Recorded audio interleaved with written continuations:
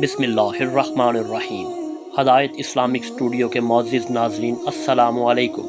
पुल सिरात, जहन्नुम के ऊपर बना हुआ मशहूर पुल। बिलाशुबा हम सब इस पुल को पार करेंगे, जो कि हमारे सर के बाल से भी ज़्यादा बारीक और तलवार की धार से भी ज़्यादा तेज़ होगा। सभी इंसान पुल सिरात से इस वक्त तक नहीं गुज़र पाएंगे जब तक कि वो 7 सवालों के मरहले ना पार कर लें। 7 सवाल 7 मुख्तलिफ जगहों पर किए जाएंगे। और क्या आप इन सवालों के जवाब देने के लिए तैयार हैं कि नहीं? हज़रत मोहम्मद सल्लल्लाहु अलैहि वसल्लम ने एक हदीस में पुल सिरात को यूँ बयान फरमाया, पुल सिरात रात को पार करने का इन्हिसार हर एक के अमाल पर है। कुछ लोगों के लिए ये बहुत आसान होगा और कुछ के लिए बहुत मुश्किल। ये जहन्नुम का एक पुल है जो कि बाल से ज़्यादा बारीक और तलवार की धार से ज़्यादा तेज़ है। इसमें कांटे और बेड़ियां हैं जो इनको गिरफ्त में ले लेंगे जिसे अल्लाह चाहेगा। कुछ लोग इस पर पलक झपकते गुजर जाएंगे, जैसे रोशनी की रफ्तार हवा की तरह, या आला नस्ब घोड़ों और सवारों पर फरिश्ते पुकारेंगे, ए परवरदिगार सलामती फरमा, ए परवरदिगार सलामती फरमा। वो लगातार पुकारते रहेंगे। वहाँ ऐसे लोग होंगे जिनको खराश भी ना आएगी, और ऐसे भी होंगे जिन्हें हथौड़े से मारा जाएगा, और ऐसे भी होंगे जिनके चेहरे आग में झोंक दिए जाएंगे। बिल्कुल ऐसे ही जैसे अल्लाह ताला के हबीब हज़रत मोहम्मद सल्लल्लाहु अलैहि वसल्लम की हदीस मुबारका से साबित है कि कुछ लोग इसे रोशनी की रफ्तार से पार करेंगे, जबकि दूसरे रेंग कर इस सफ़र के आखिर तक पहुँचेंगे, जैसा कि कुरान मजीद की सूरह नंबर 79 आयत 6 में दर्ज झैल है कि हज़रत इसराफील अलैहिस्सलाम 2 दफ़ा सूर फूंकेंगे, और पहली दफ़ा सूर फूंकने पर सवाए इसके जिसे अल्लाह सुब्हानहू व तआला चाहे, ज़मीन और आसमानों की हर चीज़ इसकी हैबत से लर्ज़ उठेगी, और इसके साथ ही क़यामत बर्पा हो जाएगी। दूसरी दफ़ा सूर फूंकने पर सब दोबारा ज़िंदा हो जाएंगे और अपने रब की तरफ दौड़ेंगे ताकि मैदान हश्र में जमा हो जाएं, और क़यामत के दिन इन लोगों को इनके अमालों का बदला दिया जाएगा जो कि इन्होंने अपनी दुनिया फ़ानी में किए थे। जैसा कि कुरान मजीद की आयत में बताया गया है कि दाएं हाथ में अमाल नामा पाने वालों के लिए जन्नत की बिशारत है। अगर अमाल नामा बाएं हाथ में या पीछे से दिया जाएगा तो ये जहन्नुम के अज़ाब की वईद है। अल्लाह ताला ने हमारे साथ ज़मीन पर 2 फरिश्ते मुकर्रर किए हैं जिनको कलामन कातबीन कहा जाता है। वो हर वक्त हर जगह इंसान के साथ मौजूद होते हैं और इसके अमाल नामे लिखते रहते हैं। लिहाजा हमारे किए गए तमाम अच्छे और बुरे अमाल हमारे सामने होंगे। अमाल नामा के हवाले से सूरह कहफ के आयत नंबर 49 में बताया गया है, और इनके सामने अमाल नामा रख दिया जाएगा।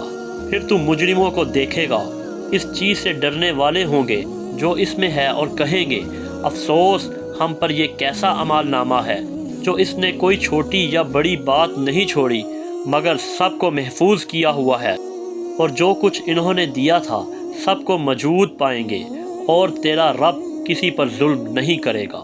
रोज़े महशर अमाल नामा हमारे सामने रखा जाएगा। एक दफ़ा अमाल नामा मिल गया तो हम अपनी मंजिल के करीब पहुंच जाएंगे, लेकिन आखिरी मंजिल से पहले एक और पड़ाव भी है।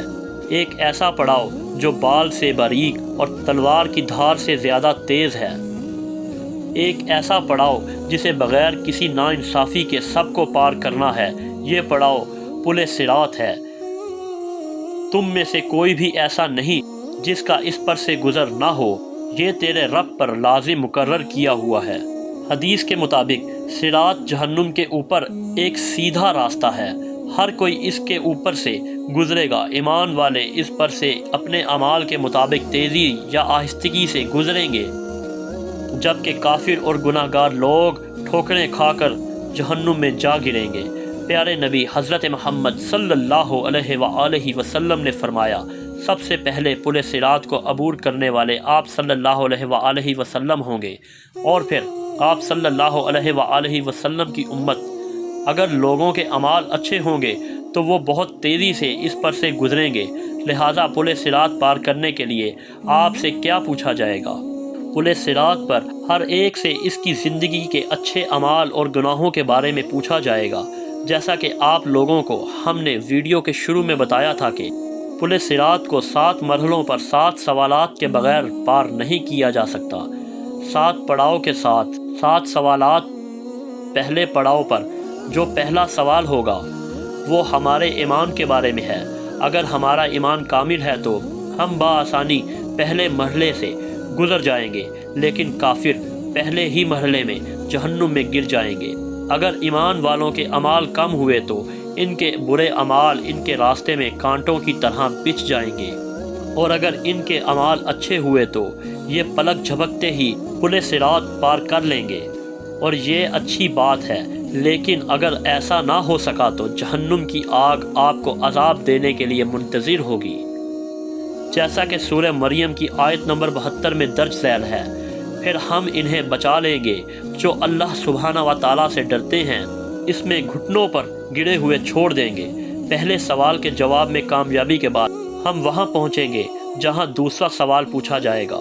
ہم سے یہاں نماز کے بارے میں پوچھا جائے گا، جو کہ ایمان کے بعد دین اسلام کا سب سے اہم ستون ہے، اور اس کے بنیادی رکن میں سے ایک ہے۔ آپ کی نمازیں جتنی مکمل اور خالص ہوں گی، آپ کا حساب اتنا ہی آسان ہوگا۔ لیکن اگر آپ کی نماز صحیح نہیں ہے تو شاید آپ کے عقیدے کی عمارت کے ستون ہل کر گر جائیں گے۔ ہمارے پیارے نبی حضرت محمد صلی اللہ علیہ وآلہ وسلم نے فرمایا، نماز دین کا ستون ہے، جس نے اس کو ترک کیا پس اس نے پورے دین کو منہدم کیا۔ اگر ہم جہنم کی آگ سے بچنا چاہتے ہیں تو ہمیں یقینی طور پر اپنی نمازیں ایک عمارت کے مضبوط ستون کی طرح قائم کرنی ہوں گی۔ اگر ہم زمین پر سوئی کے سوراخ سے بھی جہنم کی آگ دیکھ لیں تو سجدے سے سر نہیں اٹھائیں گے۔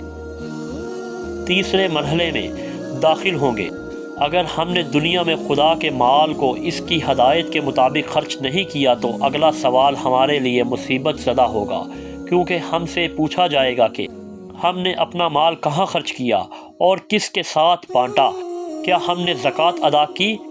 ہم سے سوال ہوگا، اس بارے میں غور کیجئے۔ اس کے بعد ہم 5ویں پڑاؤ پر ہوں گے۔ اس پڑاؤ پر ہم سے حج کے بارے میں پوچھا جائے گا۔ اگر آپ مالی مسئلہ کی وجہ سے حج نہیں کر سکتے تو مالی استحکام کے بعد زندگی میں ایک دفعہ ضرور حج کریں۔ اگر ہم استطاعت ہونے کے باوجود حج نہیں کرتے اور بہانے بناتے ہیں تو ہمیں اللہ کے عذاب کا سامنا کرنا پڑے گا۔ 6 پڑاؤ پر ہم اس موضوع کی طرف آئیں گے جو بغیر کسی ناانصافی کے ہر کسی سے متعلق ہے۔